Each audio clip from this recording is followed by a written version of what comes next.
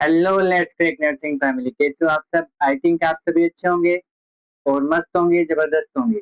तो सबसे ज्यादा तो प्रॉब्लम्स ये आ रही है कि बीएससी नर्सिंग 6 सेमेस्टर के एग्जाम जो भी आरएचएस यूनिवर्सिटी के हैं, वो एग्जाम पास में आ गए और बिल्कुल भी नहीं पढ़ा। ठीक है, तो टेंशन लेने की बिल्कुल भी जरूरत नहीं, क्योंकि let's crack nursing YouTube channel आप सभी के लिए लेके आए इंपॉर्टेंट क्वेश्चन। ठीक है, उन सभी इंपॉर्टेंट क्वेश्चन ऐसे इंपॉर्टेंट क्वेश्चन है जो आप बिल्कुल पढ़ के, ठीक है, वो क्या हो सकते हो, बिल्कुल पास हो सकते हो। ठीक है, तो अभी अगर इन क्वेश्चंस को भी पढ़ लेते हो आप, ठीक है, आने वाले 15 डेज के अंदर इन क्वेश्चंस को भी पढ़ लेते हो, तो आपको क्या हो जाएगा, बिल्कुल आपको बहुत अच्छे से क्या हो, नंबर गेन कर पाओगे। ठीक है, और अच्छी हो सकता है अगर इनको ढंग से पढ़ लो तो क्या हो सकता है, अच्छी रैंक भी आ जाए। तो अपन सबसे पहले तो आज की जो सेशन रहने वाला है, तो उसको वो भी सबसे इम्पोर्टेंट सेशन रहने वाला है, क्योंकि इसमें अपन चाइल्ड हेल्थ नर्सिंग जो कि पीडियाट्रिक सब्जेक्ट है, 5th और 6th सेमेस्टर, इन दोनों के अपन क्या देखने वाले, इसमें मोस्ट इंपॉर्टेंट क्वेश्चंस देखने वाले हैं। कौन कौन से सबसे ज्यादा इंपॉर्टेंट क्वेश्चन एग्जाम में आते हैं, हर बार पूछे जाते हैं। ठीक है, तो टेंशन लेने की बिल्कुल बात नहीं है। ठीक है, तो अपन चलिए देखते हैं कि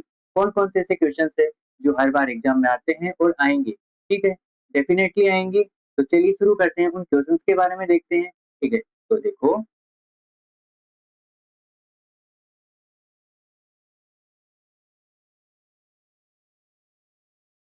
एक सेकेंड।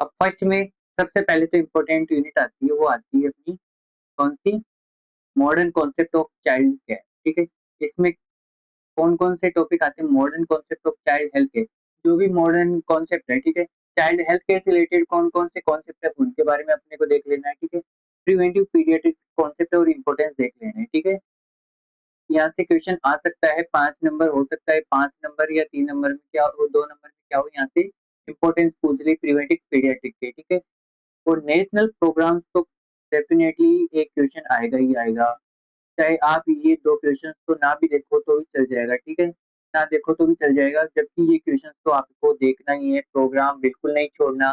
ठीक है, राइट्स ऑफ चाइल्ड, ठीक है, जो भी चाइल्ड से रिलेटेड जो भी राइट्स है उनको देखने हैं, और cultural consideration in child care. ठीक है, और कल्चरल कंसिडरेशन क्या क्या होते हैं चाइल्ड केयर से, इसमें क्या होता है कि शॉर्ट नोट्स आने के चांसेस क्या है इसमें ज्यादा है। ठीक है, तो 5 नंबर या 2 नंबर में से क्या क्वेश्चन आ सकता है, 5 नंबर में पूछेगा तो चाइल्ड के क्या पूछेगा, नेशनल प्रोग्राम जिसमें मिड डे मील हो सकता है। ठीक है, और डायरिया कंट्रोल प्रोग्राम हो सकते हैं। तो उन सब के बारे में क्या करना है, 6 से 7 प्रोग्राम है वो कम्प्लीटली देख लेना है, प्रोग्राम तो बिल्कुल भी नहीं छोड़ना। फिर अपन बात करें इसमें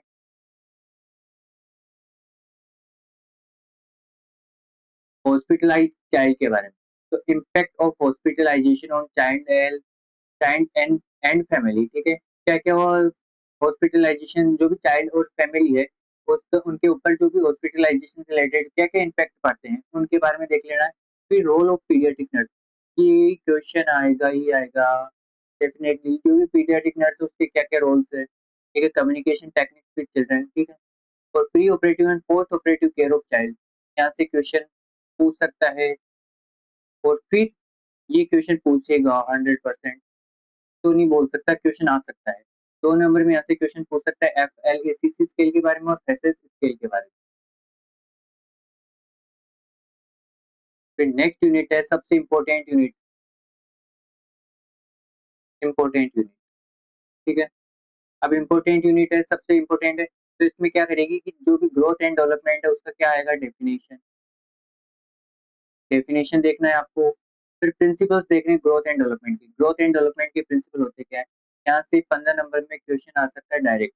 ठीक है, यहाँ से 15 नंबर में क्या आ सकता है, डायरेक्ट क्वेश्चन आ सकता है। फिर इसके फैक्टर्स देखने, ग्रोथ एंड डेवलपमेंट के क्या क्या फैक्टर है, और थ्योरी आपको देख लेनी है। ठीक है, डेवलपमेंटल थ्योरी जिसमें फ्लूइड हो गया, इरेक्शन थ्योरी हो गई। ठीक है, पिगेट और कोलबर्ग की थ्योरी आपको देख लेनी है। फिर न्यूट्रिशनल नीड्स ऑफ चिल्ड्रन। ठीक है, कौन-कौन सी न्यूट्रिशनल नीड्स है जिसमें ब्रेस्ट फीडिंग और एक्सक्लूसिव फीडिंग 5 नंबर विनिंग, ठीक है? और जो ग्रोथ एंड डेवलपमेंट है इसमें क्या देखना है माइलस्टोन, माइलस्टोन बिल्कुल नहीं छोड़ने हैं, ठीक है? माइलस्टोन बिल्कुल नहीं छोड़ने हैं यहाँ से चाहे डेवलपमेंटल माइलस्टोन हो या ग्रोथ की माइलस्टोन हो। ये दोनों माइलस्टोन 100% पूछे जाते हैं चाहे एमसीक्यू हो, चाहे लॉन्ग क्वेश्चन हो। आपको लॉन्ग क्वेश्चन में दे सकता है growth and development define the growth and development and explain the principles and factor affecting growth and development और एक्सप्लेन करवा लेगा 3 मंथ के माइलस्टोन, 6 मंथ के माइलस्टोन, 9 मंथ के माइलस्टोन, ठीक है? तो उन सब के बारे में माइलस्टोन देखने आए। फिर बात करें न्यू नेटल केयर सबसे इम्पोर्टेंट यूनिट, यहाँ से 5 नंबर हो 15 नंबर हो इसमें लॉन्ग क्वेश्चन आने के क्या है चांसेस है। फिर सबसे इम्पोर्टेंट है नियोनेटल रिसक्सिटेशन, बिल्कुल नहीं छोड़ना है, 3 स्टार क्वेश्चन है। कंगारू मदर केयर ये 5 स्टार क्वेश्चन है, ठीक है? फिर care of low birth weight baby, ये क्वेश्चन भी देख लेना क्योंकि लो बर्थ वेट बेबी का मैनेजमेंट पूछ सकता है किस प्रकार से केयर की जाती है। फिर एसेंशियल न्यूबॉर्न केयर के बारे में। फिर ऑर्गेनाइजेशनल, ठीक है? ऑर्गेनाइजेशन क्या-क्या हो सकते हैं न्यूओनेटल केयर यूनिट। फिर कॉमन नियोनेटल डिसऑर्डर है। कॉमन नियोनेटल डिसऑर्डर में हाइपोथर्मिया देखना है, हाइपरबिलिरुबिनीमिया देखना है। हाइपोथर्मिया, हाइपरबिलिरुबिनीमिया, ठीक है? और रेस्पिरेटरी डिस्ट्रेस सिंड्रोम तो देख लेना। अगर नियोनेटल इन्फेक्शन देखो तो देख लेना, बाकी छोड़ सकते हो, ठीक है? रेस्पिरेटरी डिस्ट्रेस सिंड्रोम, हाइपरबिलिरुबिनीमिया और हाइपोथर्मिया की कंडीशन आपको देखनी है। फिर आईएमएनसीआई की इसमें क्या आता है कि जो भी integrated management of neonatal and childhood illness के बारे में यहाँ पे से शॉर्ट नोट्स पूछा जाता है।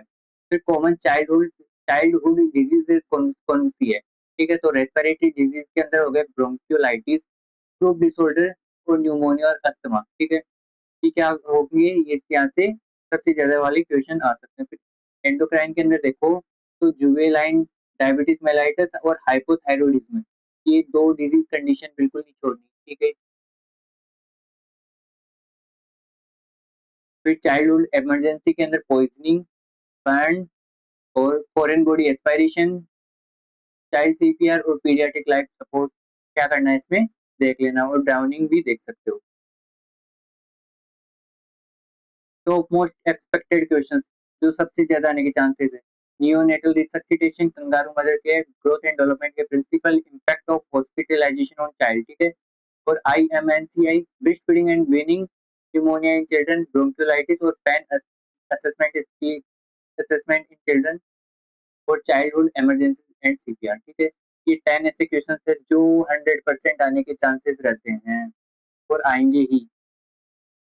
फिर चाइल्ड हेल्थ नर्सिंग से जो भी सेकंड है उसमें कौन-कौन सी जो भी यूनिट है इंपॉर्टेंट टॉपिक्स है उसमें जो फर्स्ट आता है कंजेनाइटल हार्ट डिजीज, इसमें से एक क्वेश्चन 100% आता है और इम्पोर्टेंट है क्योंकि ये सबसे इम्पोर्टेंट यूनिट रखती है कार्डियोवास्कुलर सिस्टम।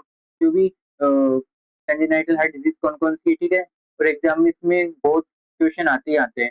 इसके बारे में अपने को जो देखने हैं साइनोटिक सीएचडी और एसाइनोटिक सीएचडी, जो भी सीएचडी है कंजेनाइटल हार्ट डिजीज है उसका क्लासिफिकेशन देखना है, ठीक है? जिसमें एसाइनोटिक और साइनोटिक आ गया, ठीक है? एसाइनोटिक एंड देन साइनोटिक, ठीक है? और जिसमें भी एएचडी देखना है, वीएचडी देखना है, पीडीए देखना है और टीओएफ टेट्राल ओसियोफेलोट को छोड़ना ही नहीं है। टेट्राल ओसियोफेलोट वाला ऐसा क्वेश्चन है जो 100% आपको देखने को मिलेगा। फॉर्मेट क्या रहने वाला है इसमें definition, causes, sign and symptoms, diagnosis और मैनेजमेंट, ठीक है? नेक्स्ट इसमें रूमेटिक फीवर भी आ जाता है, ठीक है? रूमेटिक फीवर भी देख सकते हो जो भी इसका है कार्डियोवास्कुलर का ही है, ठीक है? सीएचडी का ही टॉपिक है। फिर नेक्स्ट बात करें तो इसमें हेमेटोलॉजिकल डिसऑर्डर में बात करें तो हीमोफीलिया, थैलेसीमिया और एनीमिया, ल्यूकीमिया, ठीक है? और आइडियोपैथिक थ्रोम्बोसाइटोपेनिया पर्पुरा, ठीक है? ये कंडीशन हेमेटोलॉजिकल डिसऑर्डर में देखना है। और जीआई डिसऑर्डर में cleft lip and cleft palate और हिर्शस्प्रंग डिजीज और पाइलोरिक स्टेनोसिस, ठीक है? उसके बाद ट्रेक्योइसोफेजियल फिस्टुला मोस्ट कॉमन और एनोरेक्टल मालफॉर्मेशन और प्रोटीन एलर्जी मालन्यूट्रिशन, ठीक है? एनोरेक्टल मालफॉर्मेशन ये तो देखने ही देखने हैं। फिर जेनाइटोजेनेसी में नेफ्रोटिक सिंड्रोम, एक्यूट ग्लोमेरुलोनेफ्राइटिस, ठीक है? ये ऊपर मतलब सुपरफिशियल देख सकते हो क्योंकि आपने ये एमएसएन में पढ़े हैं, ठीक है? चाइल्ड के अकॉर्डिंग कोई थोड़े बहुत सिम्पटम्स चेंज हुए हैं तो वो देख लेना, क्योंकि यहाँ से एमसीक्यू में डायरेक्ट सिम्पटम्स पूछ लिए जाते हैं, ठीक है? तो विल्स ट्यूमर, हाइपोस्पेडियास, एपिस्पेडियास और क्रिप्टोर्किडिज्म, ठीक है? ये क्वेश्चंस तो बिल्कुल नहीं छोड़ने हैं, ये 100% करने हैं, ठीक है?